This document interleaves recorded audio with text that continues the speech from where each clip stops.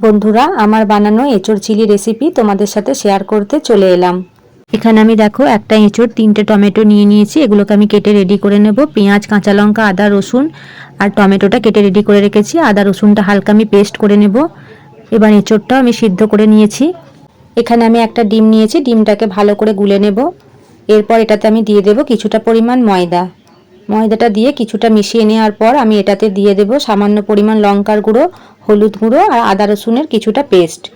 এরপর এটাকে ভালো করে আমি মিশিয়ে নেব। এবার এটাতে আমি সিদ্ধ করে রাখা এঁচোড়টাকে দিয়ে ভালো করে হাতে মাখিয়ে নেব।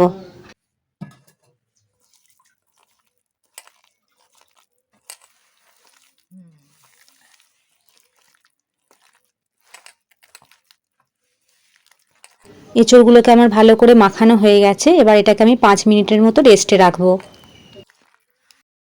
5 মিনিট হয়ে গেছে, চলো এবার তাহলে এগুলোকে আমি তেলে ভেজে নিই।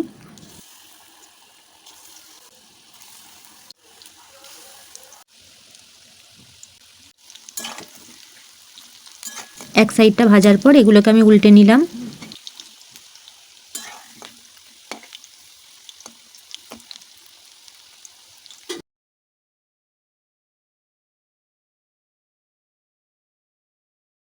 এগুলো ভাজা হয়ে গেছে, এগুলোকে এবার আমি তুলে নেব। কড়াইয়ে তেল গরমই আছে, তাতে দিয়ে দিলাম কেটে রাখা পেঁয়াজ। পেঁয়াজটা কিছুক্ষণ হালকা নাড়াচাড়া করে নিয়ে আমি দিয়ে দেব কেটে রাখা কাঁচা লঙ্কা। কাঁচা লঙ্কাটা পেঁয়াজের সাথে ভালো করে কিছুক্ষণ ভাজার পর আমি দিয়ে দেব কেটে রাখা টমেটো।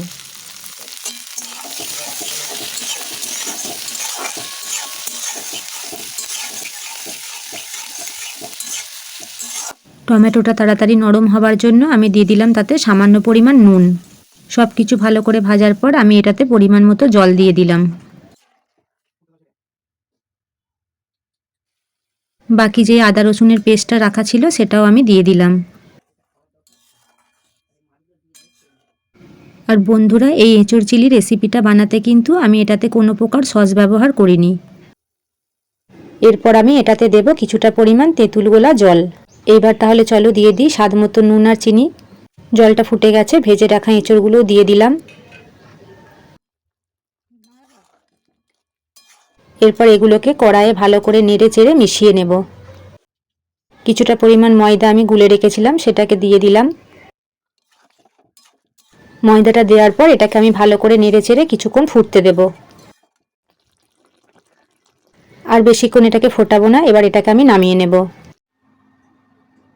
বন্ধুরা, আমার বানানো এঁচোড় চিলি রেডি। আর রেসিপিটা তোমাদের সকলের কেমন লাগলো অবশ্যই কমেন্ট করে জানিও। ভালো লাগলে লাইক আর শেয়ার করে দিও। সকলে ভালো থেকো, সুস্থ থেকো। পরে আবার দেখা হবে অন্য ভিডিও নিয়ে।